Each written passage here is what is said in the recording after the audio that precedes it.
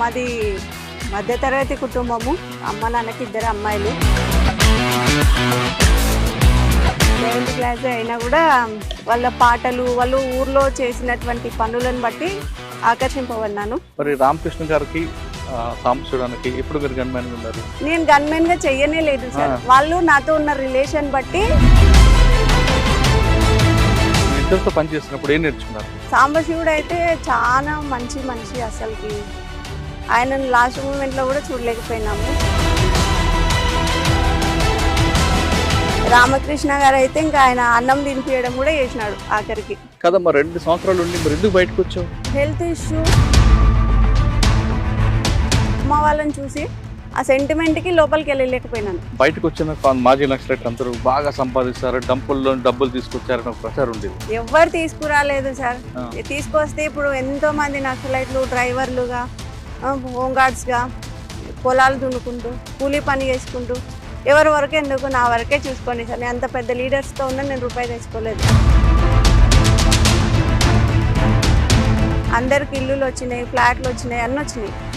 నాకు మాత్రం ఏం రాలేదు సార్ గవర్నమెంట్. మరి ఎలా జీవితం ఇప్పుడు నేను మా అమ్మ నాన్న చనిపోయిన తర్వాత కర్నూలులో మా మేనత్త వాళ్ళు తీసుకొచ్చుకున్నారు. జాబ్ చేసే టైంలో మా హస్బెండ్ పరిచయం అయినారు. ఆయన ఫిజికల్ హ్యాండిక్యాప్డ్ అయినా కూడా మెంటల్ పరంగా చాలా స్ట్రాంగ్. తను నాకు చాలా సపోర్ట్ ఇస్తాడు సార్ అన్ని విషయాల్లో కూడా. మీ మనసు దృఢంగా ఉంది కాబట్టి మీరు చాలా సమస్యలు ఎదుర్కొని ముందుకు నిలబడుతున్నారు. నేను పొలిటికల్ పరంగా చేయకపోయినా, పార్టీ పరంగా చేయకపోయినా ఒక మహిళగా చేసినాను సార్. ఏం చేశారు? నేను మనీ మదీనా మహిళా సంక్షేమ సంఘం అని NGO రిజిస్ట్రేషన్ చేయించి చాలా మంది మహిళలకి టైలరింగ్ మిషన్స్ ఇప్పించినాను, ట్రైనింగ్ ఇప్పించినాను. వేరే చోటికి పంపించి ట్రీట్మెంట్ చేయించడం, ఇట్లాంటివి నా ఆర్గనైజేషన్ పరంగా నేను చేయగలిగినాను.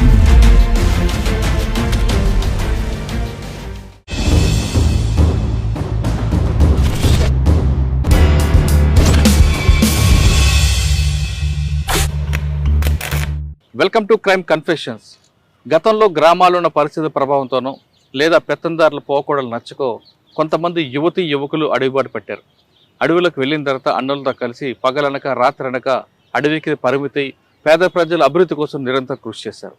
ఆ విధంగా కొంతకాలం ఉన్న తర్వాత వ్యక్తిగత కారణాలతోనో లేదా మరే కారణాలతోనో జనజీవన శ్రమంతులు కలిసిన వారిని పరిచయం చేసే కార్యక్రమంలో ఈ వారం మన గెస్ట్ నాగమణి అలియాస్ సావిత్రి. నాగమణి మహబూబ్నగర్ జిల్లాకు సంబంధించిన వ్యక్తి. తర్వాత దల్లంకు వెళ్ళి కొంతకాలం పనిచేసి ఆర్కే సాంబశివుడికి ఆమె గన్మ్యాన్గా ఉండి తర్వాత 2 సంవత్సరాలు పనిచేసిన తర్వాత బయటకు వచ్చారు. ప్రస్తుతం కర్నూలులో ఉంటున్నారు ఆవిడ. అసలు ఎందుకు పార్టీలోకి వెళ్ళారు, ఎందుకు బయటకు వచ్చారు విషయాన్ని ఆమె తెలుసుకున్నాం. అక్క నమస్తే. నాగమణి అలియాస్ సావిత్రి. ఆర్కే రామకృష్ణ లాంటి వాళ్ళతో సాంబశివుడికి గన్మ్యాన్గా ఉండి తిరిగిన మీరు ఎందుకు బయటకు వచ్చారు? చర్చల టైంలో ఎందుకు లోపలికి వెళ్ళారు? వెళ్ళిన తర్వాత వాళ్ళిద్దరికి పెద్ద క్యాడర్కి గన్మ్యాన్గా ఉన్న తర్వాత వాళ్ళ దగ్గర ఏం నేర్చుకున్నారు? మీరు పార్టీలకు వెళ్ళిన తర్వాత ప్రజలకి ఏం సహాయం చేశారు?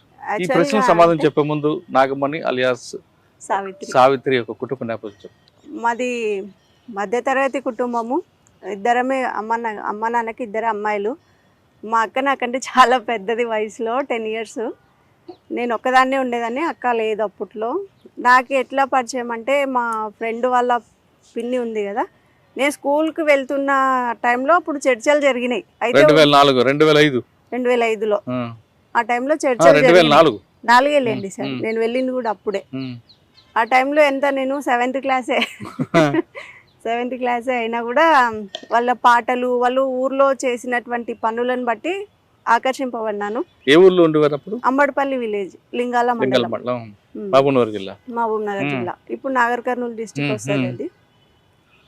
దానికి పాటలకని కాదు కానీ వాళ్ళు చేసిరు. కళ్ళు సీసాలు పగలగొట్టడము, ఊర్లో జనాలకి కొంతమందికి హెల్ప్ చేయడం, అట్లాంటివి నేను స్వయంగా చూసిన తర్వాత మా కుటుంబము చాలా పెద్దది మా ఊర్లో పొలిటికల్గా. మా తాతగారు కాంగ్రెస్ పార్టీలో ఉన్నారు, సర్పంచ్ కూడా ఊర్లో. అయితే వాళ్ళలో వెళ్ళాలి, నేను వర్క్ చేయాలని ఫిక్స్ అయినా. అయితే వాళ్ళ పరిచయం ఎట్లా అనేది మనకు ఐడియా లేదు. ఒకరోజు వాళ్ళు నైట్ వచ్చి వెళ్ళిన తర్వాత మార్నింగ్ స్కూల్లో చర్చ జరుగుతుంది వాళ్ళ గురించి. మా ఫ్రెండ్ వాళ్ళ పిన్ని ఉండేది దానిలో. ఆమె వాళ్ళు మా ఇంటికి వస్తారు అని అక్కడ విన్నా. విన్న తర్వాత ఆమెను పట్టుకున్నాను నేను. పట్టుకున్నాను, నేను కూడా వెళ్ళాలనుకుంటున్నా, నేను వర్క్ చేయాలనుకుంటున్నా అంటే ఫస్ట్ ఆఫ్ ఆల్ మా ఫ్యామిలీని టచ్ చేయడానికి భయపడతారు, పొలిటికల్ బ్యాక్గ్రౌండ్ కాబట్టి. వాళ్ళు కూడా భయపడినారు. అయితే కూడా మా ఫ్రెండ్స్ కొంచెం హెల్ప్ చేసిరు. అప్పట్లో వాళ్ళ ఇంటికి తీసుకెళ్ళి దళం మెంబర్స్తో మాట్లాడిచ్చిరు. మాట్లాడిచ్చిన తర్వాత మా ఫ్రెండ్ వాళ్ళ మదర్ వాళ్ళు చాలా భయపడినారు. మీ వాళ్ళు తలుచుకుంటే మమ్మల్ని ఊర్లో కూడా ఉండనియరమ్మా, ఇంకొకసారి రావద్దు మా ఇంటికి అని చెప్పిరు. మా ఇంట్లో కూడా తెలిసింది వాళ్ళ ఇంటికి పోయినట్టు. మా వాళ్ళు కూడా చాలా భయపడినారు, చెప్పినారు, ఏడ్చినారు. వాళ్ళ గురించి అసలు ఆలోచించొద్దు, ఫుడ్ ఉండదు, ఏముండదు, మన వాతావరణం వేరు, ఏమేమో చెప్పిరు. అయినప్పటికీ కూడా వినలే. నేను వాళ్ళతో పరిచయం పెట్టుకున్నాను. ఫస్ట్ పాంప్లెంట్లు ఇచ్చిరు స్కూల్లో, అక్కడ ఇక్కడ కొంచెం డిస్ట్రిబ్యూట్ చేసినాను. తర్వాత 1 వీక్ తర్వాత సడన్గా వచ్చిర్రు తీసుకెళ్ళడానికి. దళంలోకి వస్తావా, ఇక్కడే ఉండి వర్క్ చేస్తావా అని అడిగిరు. నేను పూర్తిగా వెళ్ళిపోతే లోపలికి వెళ్ళిపోవాలి, ఎవరికి కనపడకూడదు. ఇక్కడ ఉండి దొరికినా కూడా ఇబ్బంది కదా, స్టడీ కూడా ఆగిపోతుంది, ఇట్లా పేరెంట్స్కి కూడా ఇబ్బంది అవుతుంది అని చెప్పి వెళ్ళిపోవాలనుకున్నాను. అయితే వాళ్ళు ఆ రోజు వస్తారని తెలీదు. మామూలుగానే స్కూల్కి వెళ్ళిన, ఇంటర్వెల్ టైం ఉంటుంది కదా, అప్పుడు మా స్కూల్ పక్కనే వేరే వాళ్ళ ఇంట్లో వాళ్ళు ఉన్నారు. మా ఫ్రెండ్స్ అక్కడికి చెప్పాలా వద్దా అని ఆలోచించి చెప్పినారు. వాళ్ళ ఇంట్లో ఉన్నారు, పిలుస్తున్నారు నిన్ను అని చెప్తే వెళ్ళిన. నేను వెళ్ళిన తర్వాత కలిసిండ్రు, మాట్లాడిరు. మాది క్యాస్ట్ కొంచెం పెద్ద, అయితే ఎస్సీ వాళ్ళ ఇంట్లోకి తీసుకుపోయారు. ఫస్ట్ నేను వాళ్ళలో సెట్ అవుతానా లేదా అని చూడడానికి తీసుకుపోయి వాటర్ ఇచ్చిర్రు. పర్లేదు తీసుకున్నాను. ఆ నుంచి అట్లనే తీసుకెళ్ళిరు. స్కూల్ యూనిఫామ్లోనే, స్కూలు అన్ని బుక్కులన్నీ స్కూల్లోనే పెట్టి యూనిఫామ్లోనే వెళ్ళిపోయినాను నేను. తర్వాత 2 రోజులు సర్చ్ చేసిర్రు మా వాళ్ళు. యూనిఫామ్ తెలిపారా? స్కూల్ యూనిఫామ్ లోనే. ఎవరు బాధ్యులు ఇప్పుడు మీకు? ఎప్పుడు సార్? అప్పుడు మా కమాండర్ వచ్చేసి సుగుణ అని లేడీనే, ప్రకాశం డిస్టిక్ వాళ్ళది. ఆమె అప్పుడు ఏదో హెల్త్ ప్రాబ్లం వల్ల బయటికి వెళ్ళి ఆ టైంలో వచ్చినారు.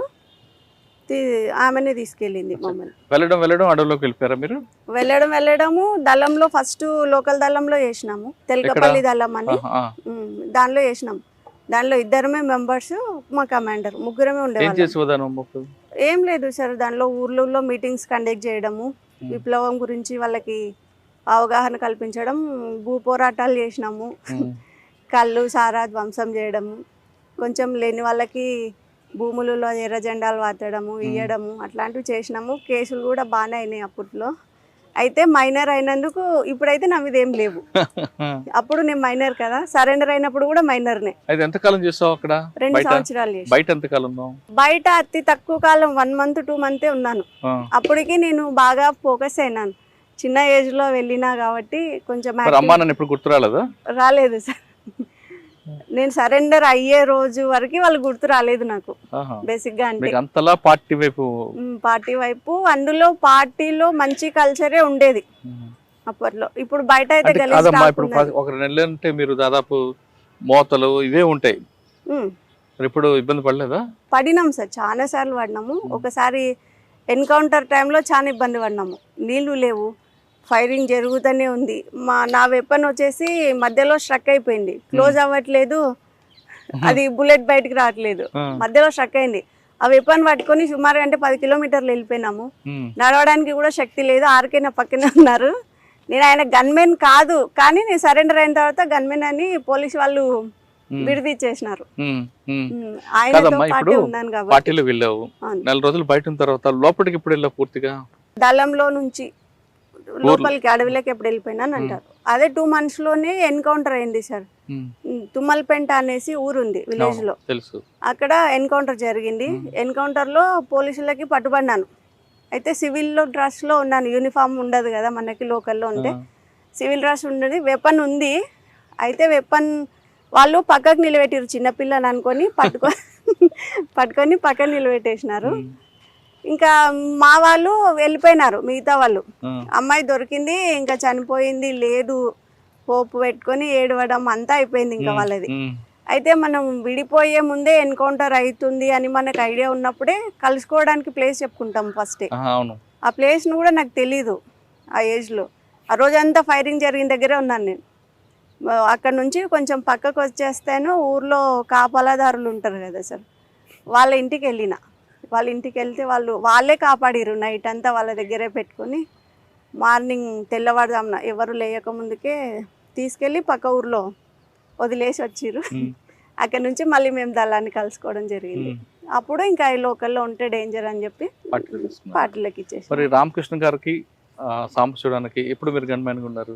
నేను గన్మెన్ గా చెయ్యనే లేదు సార్. వాళ్ళు నాతో ఉన్న రిలేషన్ బట్టి గవర్నమెంట్ నాకు ఆ బిరుదు ఇచ్చింది, ఆర్కే గన్మెన్ అని. గన్ ఎవడు పట్టుకోలేదు అక్కడ? గన్ను మామూలు ఎవరు గన్మెన్ కాదు నేను. వాళ్ళతో ఉన్నారు మీరు? వాళ్ళతోనే ఉన్నాను. ఇద్దరితో పని చేస్తున్నప్పుడు ఏం నేర్చుకున్నారు మీరు? సాంబశివుడు అయితే చాలా మంచి మనిషి. అసలుకి ఆయనను లాస్ట్ మూమెంట్లో కూడా చూడలేకపోయినాము. అయితే చాలా నేర్చుకున్నాను ఆయనను చూసి. ఆయన ఎప్పుడు అంటుండేటోడు, చిన్నపిల్లలు దళంలో ఉండకూడదు, ఇంటికి వెళ్ళిపోవాలా అంటే వెళ్ళిపోవాలని కాదు కానీ అది ఉన్న మా ఫ్రెండ్షిప్ కొద్దీ అట్లా సతాయిస్తుండేటోడు అనమాట. రామకృష్ణ గారు అయితే ఇంకా ఆయన అన్నం తినిపించడం కూడా చేసినాడు ఆఖరికి. సాంబశివుడు ఒకానొక టైంలో నాకు హెల్త్ బాగాలేక పూర్తిగా నేను 2 అడుగులు కూడా నడవలేని స్థితిలో ఉన్నాను. అప్పుడు కూడా ఆయన భుజాల మీద ఎక్కించుకొని తీసుకెళ్ళిండు. చిన్న పిల్లలకు చూసారు అంతా ఆల్మోస్ట్ వాళ్ళంతా పెద్దవాళ్ళే కాబట్టి అప్పుడు నాకు తల్లిదండ్రి లేని లోటు తెలియలేదు. వాళ్ళంతా అట్లనే చూసుకున్నారు. వాళ్ళిద్దరుతో మీకు బాగా సాన్నిధ్యం ఉంది కదా, ఒక అన్నదమ్ముళ్ళగా, ఒక అమ్మ నాన్న అన్ని వాళ్ళని వాళ్ళిద్దరు చనిపోయినప్పుడు మీకు ఎంత బాధపడించారు? సాంబశివుడు చనిపోయినప్పటికీ నేను బయటే ఉన్నాను సార్. వాళ్ళని చూసే పొజిషన్ నాకు లేదు. ఆర్కే చనిపోయినప్పుడు కూడా లేదు, కానీ చాలా బాధపడినాను.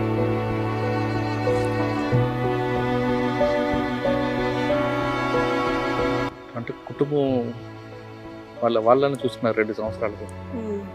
2 సంవత్సరాలు మీరు చేసిన కార్యక్రమాలు అంటే సమాజ సేవ చేద్దామని పోయినాం, కానీ దానిలోకి పోయిన తర్వాత మా ప్రాణాలు మేము కాపాడుకోవడమే మాకు బాధ్యత అయిపోయింది. ఎందుకంటే ఎక్కడ ఏ యాక్టివిటీ చేద్దామన్నా ఉన్న ప్లేస్ తెలిసిపోతుంది పోలీస్ వాళ్ళకి. మా ప్రాణాలు చేతిలో పట్టుకొని మేము పరిగెత్తడమే సరిపోయింది. లోకందళంలో ఉన్నప్పుడన్నా కొంచెం సేవ చేయగలిగినాం జనాలకి. పూర్తిగా లోపలికి పోయిన తర్వాత మమ్మల్ని మేము కాపాడుకోవడం దానికే సరిపోయింది. ఇంకా చర్చల టైం సమయంలో పార్టీ పుంజుకుందా, పార్టీకి నష్టం జరిగిందా? పార్టీకి నష్టం జరగలేదు సార్. ఎందుకంటే చాలా మంది కొత్త వాళ్ళు రిక్రూట్మెంట్ అయినారు ఆ టైంలోనే పరిటాల రవి గారు కూడా చనిపోవడం జరిగింది. ఆయన చనిపోయినప్పుడు నేను దళంలోనే ఉన్నాను, లోపలే ఉన్నాను. ఆయన చనిపోయినప్పుడు వాళ్ళు చాలా కొంచెం మాట్లాడుకున్నారు ఆయన గురించి. ఆయన అదే మంచిగా మాట్లాడుకో చెడుగా మాట్లాడు 2 రకాలుగా. కొందరు మంచిగా మాట్లాడినారు. వాళ్ళ కుటుంబం కూడా పరిటాల శ్రీరాములు వీళ్ళందరూ కూడా అందులో మాజీలు కాబట్టి చర్చ అక్కడ వచ్చింది సార్. అది ఏమంటారు, కొంతమంది అయితే మంచిగా చెప్పుకున్నారు, కొంచెంమంది కావాల్సిందేలే జరగాల్సిందేలే. కానీ చంపిన వ్యక్తి సూర్య అని తెలిసిన తర్వాత పార్టీలో చర్చ వచ్చిందా? రాలేదు సార్, రాలేదు. అప్పుడు మాకు న్యూస్ తెలియడమే తక్కువ. ఏదో రేడియో ఉంటే వినడము, లేదంటే లేదు. 2 సంవత్సరాల్లో అంటే మీకు ప్రాణాన్ని మీకు కాపాడుకోవడం కాకుండా ప్రజల కోసం ఏం చేశారు? ప్రజల కోసం భూములు వంచినాం సార్ కొన్ని. అయితే అవి వాళ్ళకి ఇప్పటికి దక్కినాయో లేదైతే మాకు ఇంకా తెలియదు. ఎందుకంటే నేను 2 ఇయర్స్ తర్వాత లేను, ఇంకా మొత్తానికి తెలంగాణలో లేను. నేను బయటికి రావడము, మా అమ్మ నాన్న చనిపోవడము, నేను కర్నూలుకి రావడం జరిగింది. 2 సంవత్సరాలు ఎక్కడెక్కడ తిరిగాము? నేను ప్రకాశం డిస్టిక్, ఇంకా నల్లమల ఫారెస్ట్ మొత్తం. ఇంకా లాస్ట్ మూమెంట్లో డీకే దండకారణ్యం వెళ్ళాలా అనే టైంలో ఇక్కడ తీసుకొచ్చినారు లోకల్కి సాంబశివుడు వాళ్ళు. కొన్ని రోజులు ఆరోగ్యం బాగలేదని ఇక్కడ తీసుకొస్తే ఒక పని మీద మా ఊరికి పంపించినారు. వచ్చేటప్పుడు సాంబశివుడు అన్నాడు, ఇన్ని రోజులు మాతో ఇంత కలిసి ఉన్నావు, నువ్వు మళ్ళీ తిరిగి లోపలికి వస్తావో రావో అన్నాడు. ఎందుకు అట్లా అంటున్నారు అంటే, ఏమో పోయి రాపో చెప్తా అన్నాడు. ఆయన అన్నాడు. నేను వచ్చినాను, ఇంటికి వచ్చేపాటికి మా అమ్మ మా నాన్న చాలా బాధపడి ఏడ్చి అసలు ఇంకా పోవడానికి వీలు లేదన్నట్లా చెప్పినారు. అయినా కూడా నైట్ అంతా వేరే ఇంట్లో స్టే చేసినాం ఊర్లోనే. ఇంకా తిరిగా వచ్చేటప్పుడు వాళ్ళని వదిలి రాలేకపోయినాను. మా అమ్మ మా నాన్న కోసం నేను బయట ఉండిపోయినాను, వాళ్ళు నన్ను వదిలిపోయారు. పార్టీలో మీకు చేసినప్పుడు మీకు బాగా గుర్తుండిపోయిన సంఘటన చెప్పండి. ఎన్కౌంటర్లు కానీ లేదా మీరు చేసిన దాడులు కానీ? ఎన్కౌంటర్ అంటే నా వెపన్ ఫెయిల్ అవ్వడమే పెద్ద హిస్టరీ సార్. అది ఆర్కే నా కోసం చాలా ప్రయాసపడినాడు. ఆయన బాటిల్లో నీళ్ళు మొత్తం నేనే, ఆయనకు అసలు ఏమో ఒక చుక్క నీళ్ళు కూడా లేవు, గ్లూకోండి కలుపుకుంటూ తాపించుకుంటూ తీసుకుపోయినాడు ఆయన్నే. ఆ ఎన్కౌంటర్ మొత్తంలో ఒక 2 రోజులు చాలా కష్టపడినాం ఆ ఎన్కౌంటర్ వలన. చాలా మంది మిత్రులను కోల్పోయినాము, చాలాసార్లు ఏడ్చినాము. మేము కూడా ఏదో ఒక రోజు పోయే వాళ్ళమే అనుకున్నాం, కానీ మళ్ళీ తిరిగి బయటికి వస్తానని నేను ఎక్స్పెక్ట్ చేయలేదు, కానీ వచ్చిన. కానీ వాళ్ళు చేసిన దాడుల్లో మీరు ఎక్కడ పాల్గొన్నారు? పాల్గొన్నాం. ఎక్కడ? ఒక పర్సన్ని పట్టుకున్నాము, అంటే ఇంటికి వెళ్ళి డైరెక్ట్గా ఊరికి వెళ్ళి కోవర్ట్ తను. మేము ఎప్పుడు వచ్చినా కూడా పోలీసులకు ఇన్ఫర్మేషన్ ఇస్తూ పట్టిస్తూ ఉండే. అట్లాంటి పర్సన్ని పట్టుకున్నాము, ఊరి బయట కట్టేసి కొంచెం కొట్టడం అట్లా జరిగింది. దానిలో నేను పాల్గొన్నాను. ఇంకా ఇంకొకటి వచ్చేసి మాలోనే కోవట్లు ఉంటారు కదా సార్, గట్టిగా చెప్పు. మాలో ఒక పర్సన్ ఉండే కృష్ణ అని, ఆదివాసీ అబ్బాయి. ఆ అబ్బాయి కోవర్టుగా మారినాడు, లోపలే ఉండి మా వాళ్ళని చంపడానికి ట్రై చేసినాడు. అట్లాంటప్పుడు ఆయనను పట్టుకున్నాము, ఇంకా కొట్టినాం లేని సార్, చాలా నిన్న కడిగి కొట్టిన తర్వాత ఆయన తప్పించుకుపోయినాడు, దొరకలే మాకు. సరే నువ్వు ఇద్దరు నాయకులు పనిచేస్తావు, ఆర్కే గానీ సాంబశివుడు గానీ. శాఖమూరు అప్పారావు గారి దగ్గర చేసావు, రామకృష్ణ గారి దగ్గర చేసావు, సాంబశివుడు దగ్గర. ఇంత పెద్ద క్యాడర్లు పనిచేసినప్పుడు ఏం నేర్చుకున్నావు? క్రమశిక్షణ నేర్చుకున్నావా? ఏం నేర్చుకున్నావు? ఎందుకంటే వాళ్ళు ముగ్గురు కూడా అంటే మనం ఏ పొజిషన్ లో ఉన్నా గర్వపడకూడదు అనేది వాళ్ళ నుంచే నేర్చుకున్నాం. ఒకరి గురించి చెప్పమ్మా. శాఖమూరు అప్పారావు గారి దగ్గర నేర్చుకున్నావు? ఆయన దగ్గర నుంచి మంచి స్మైలింగ్, ఎప్పుడు ప్రశాంతంగా ఉంటాడు. ఎంత పెద్ద సమస్య వచ్చినా భయపడ్డు, ఏదో ఆలోచించి పరిష్కారం చేద్దాంలే. ఇప్పుడు ఆయన నుంచి ఇప్పుడు నేను కూడా అట్లనే సమాజంలో కొనసాగుతున్నాను. ఎన్ని సమస్యలు వచ్చినా సరే, అది అక్కడి నుంచి వచ్చినారే. ఇంకా ఆర్కే నుంచి అయితే చాలా నేర్చుకోవాల్సి వచ్చింది సార్. ఆయన చదువు చాలా పెద్దది, చాలా పెద్ద కుటుంబంలో పుట్టినాడు. అంత చదువు ఉన్నప్పటికీ ఆయన సమాజాన్ని వదిలి అడవి బాట పట్టుకున్నాడు. ఆయన ఎప్పుడు బుక్కులే చదువుతుండే, వేరే పని ఏం చేసేలేకుండే. నాకు నా నైట్ సెంటర్ వేస్తే నా సెంటర్ అయిపోయేంత వరకు ఆయన మేల్కొని ఉండాలా. నేను అట్లయితేనే డ్యూటీ చేస్తా, లేకపోతే చేయకుంటుంటే. ఎందుకు? ఎవరైనా వస్తారేమో అని మళ్ళీ భయం కదా, చిన్నపిల్లని కదా. ఫస్ట్ సెంటరీ నాకే వేస్తుండ్రి. ఎవరిని సైలెంట్ ఉండాలా, పండుకోవాలా, అడిసొద్దు అనుకుంటే బాగానే చెప్తుంటే, ఆయనను మాత్రం పండుకొనికుంటుంటే. నా డ్యూటీ అయిపోయినాక నువ్వు పండుకుందు అంటే అట్లనే బుక్కులు చదువుకుంటూ కూర్చుంటుండే. ఆయన ఎల్లిపాయలు తినేవాడు కాదు, నేను ఉల్లిగడ్డలు తినేదాన్ని కాదు. ఆ విషయంలో ఇద్దరికి చాలా సార్లు నవ్వుకున్నాము. చాలా ఆయన ఫుడ్ మాకి మామూలుగా న్యూట్రిషన్ ఫుడ్ ఇస్తుంటారు కదా, ఆ ఫుడ్ కూడా తను కొంచెం తీసుకొని తన దానిలో నాకు షేర్ ఇచ్చేటోడు. నువ్వు ఎక్కువ తినాలి, నువ్వు ఇంతనే ఉన్నావు, ఎక్కువ తిని చాలా బక్కగా ఉండేదాన్ని అప్పట్లో. అట్లా ఆయన చాలా ఫ్రెండ్లీగా ఉండేవాడు. సాంబశివుడు కూడా ఆయన తండ్రి లాగానే మాకైతే. ఇట్లా అన్ని విషయాలు చెప్తుండే, బాగా చూసుకుంటుంది వాళ్ళందరినీ. ఇప్పుడు కూడా మిస్ అయినా అన్న బాధ అయితే నాకు లోపల ఉంటుంది. నేను సమాజంలో ఒక పొలిటికల్ లీడర్ని, పాలిటిక్స్ నుంచి ఏం చేయలేకపోయినాను, దానిలో ఏం చేయలేకపోయినాను. మాజీ నక్సలైట్ల జీవితం ఇది. ఎందుకంటే గవర్నమెంట్ పోస్టులు పెట్టుకుంటే రావు. పోలీస్ డిపార్ట్మెంట్లో ఒకప్పుడు హోంగార్డ్ పోస్ట్ ఇచ్చినారు, అది నాకు తెలియకుండానే మా పెద్దవాళ్ళు ఆర్డర్ కాపీ ఇవ్వాల, పోలీస్ డిపార్ట్మెంట్ వద్దు అని. నేను ఇప్పుడు ఎక్స్పెక్ట్ చేస్తున్నా జాబ్ కావాలని, ఇచ్చేవాళ్ళు లేరు కదమ్మా. 2 సంవత్సరాలు ఉండి మరి ఎందుకు బయటకు వచ్చావు? Health issue main. హెల్త్ ఇష్యూకి వచ్చి అమ్మ వాళ్ళని చూసి ఆ సెంటిమెంట్కి లోపలికి వెళ్ళలేకపోయినాను. అంటే నేను దళంని వదులుకొని రావాలని అయితే నాకు లేదు, ఇప్పటికి కూడా లేదు. దళం మీద వ్యతిరేకత ఇప్పటికి లేదు. మీరు వస్తున్న తర్వాత పార్టీ నుంచి మళ్ళీ పిలుపు వచ్చిందా? అంటే నేను చాలా రోజులు వాళ్ళతో టైఅప్ అయినాను, బయటికి వచ్చినా కూడా నేను వాళ్ళు రావడము, మా ఇంట్లోకి కలవడము, మాట్లాడడము, వెళ్ళడము అన్నీ మామూలుగానే ఉండిపోయినాయి. పోలీస్ వాళ్ళు డౌట్ వచ్చి చాలా అడిగిరు నన్ను. అయితే వాళ్ళు నాకు మీద చేయడానికి ఒకటి లేదు, నేను మైనర్ కాబట్టి. వాళ్ళని కూడా 30 తిప్పలు పెట్టిన స్టేషన్లో, లింగాల పోలీస్ స్టేషన్. ఏం చేసావు? అడిగిరు అన్ని క్వశ్చన్స్. మీరు ఏం అడిగినా నేను మళ్ళీ పోతా సార్, నన్ను మాత్రం అడగొద్దని.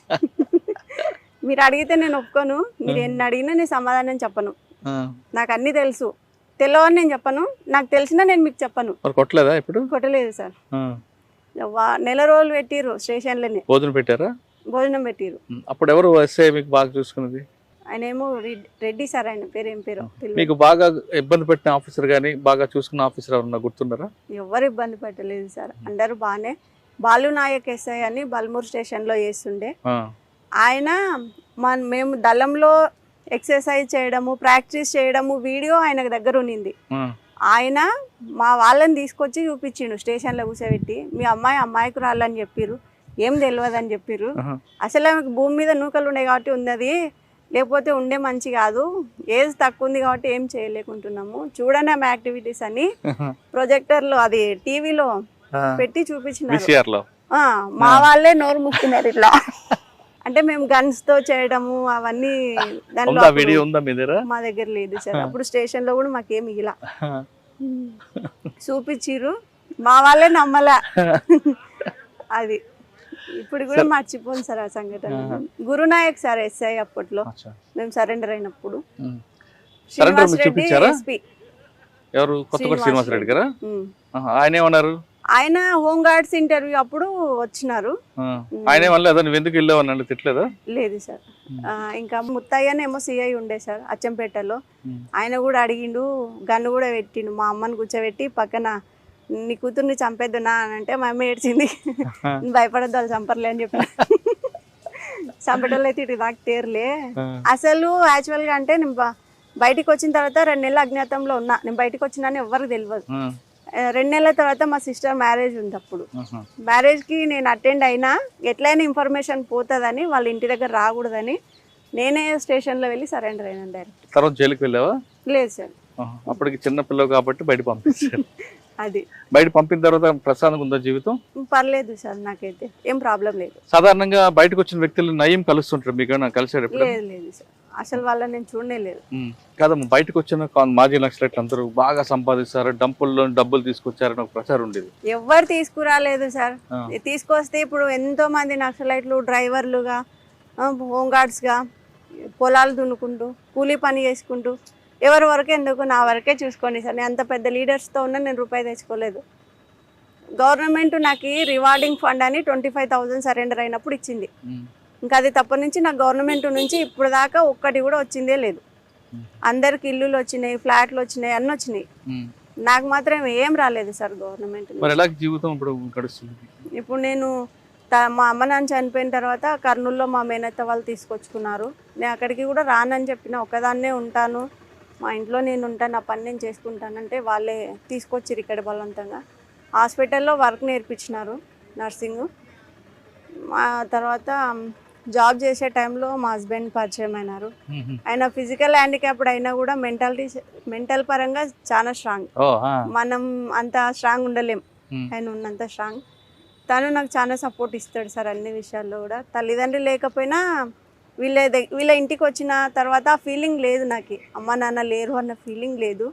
అన్నీ తనే చూసుకుంటాడు. సాధారణంగా మీరు గట్టిగా నిలబడ్డారు, మీకు దొరికిన హస్బెండ్ కూడా గట్టిగా శారీరకంగా వీక్ అయినా మానసికంగా దృఢమైన వ్యక్తి కాబట్టి కాపురం సజా జరుగుతుంది. మీరు చాలా కష్టాలు చూస్తారు, ఎందుకు చెప్తున్నారు? మీరు పార్టీలో జిల్లారుగా నేను చేయలేపారు, పొలిటికల్ గా వచ్చారు, నేను చేయలేపారు. మీ మనసు దృఢంగా ఉంది కాబట్టి మీరు చాలా సమస్యలు ఎదుర్కొని ముందుకు నిలబడుతున్నారు. నేను పొలిటికల్ పరంగా చేయకపోయినా, పార్టీ పరంగా చేయకపోయినా ఒక మహిళగా చేసినాను సార్. ఏం చేశారు? నేను మనీ మదీనా మహిళా సంక్షేమ సంఘం అని NGO రిజిస్ట్రేషన్ చేయించి చాలా మంది మహిళలకి టైలరింగ్ మిషన్స్ ఇప్పించినాను, ట్రైనింగ్ ఇప్పించినాను, కంప్యూటర్ కోర్స్ ఇప్పించినాను, దాని నుంచి లోన్స్ ఇప్పించినాను. ఆరోగ్యం బాలేక పెరాలసిస్ వచ్చిన వాళ్ళకి మన ఆర్గనైజేషన్ తరఫు నుంచి వేరే చోటికి పంపించి ట్రీట్మెంట్ చేపియడం, ఇట్లాంటివి నా ఆర్గనైజేషన్ పరంగా నేను చేయగలిగినాను. పార్టీ తరఫున కానీ పొలిటికల్ గా చేయలేపారు, కానీ మీ వ్యక్తిగతంగా చేయగలిగినాను. సరే, ఫైనల్ గా చెప్పు. చాలా మంది అమ్మాయిలు కానీ పెళ్ళైన వాళ్ళు కానీ ఏదో చిన్న చిన్న సమస్యకి ఏదో కష్టం అంతా నెత్తి మీద పడినట్లు భావించి పిల్లల్ని అనాథలు చేసి చనిపోతుంటారు, ఆత్మహత్య చేసుకుంటారు. మరికొంతమంది అమ్మాయిలు అయితే చిన్న చిన్న ఇష్యూలు బాధలకే భరించలేమంటూ ఆ తల్లిదండ్రులకి మానసిక క్షోభ గురించి వాళ్ళ ఆత్మహత్య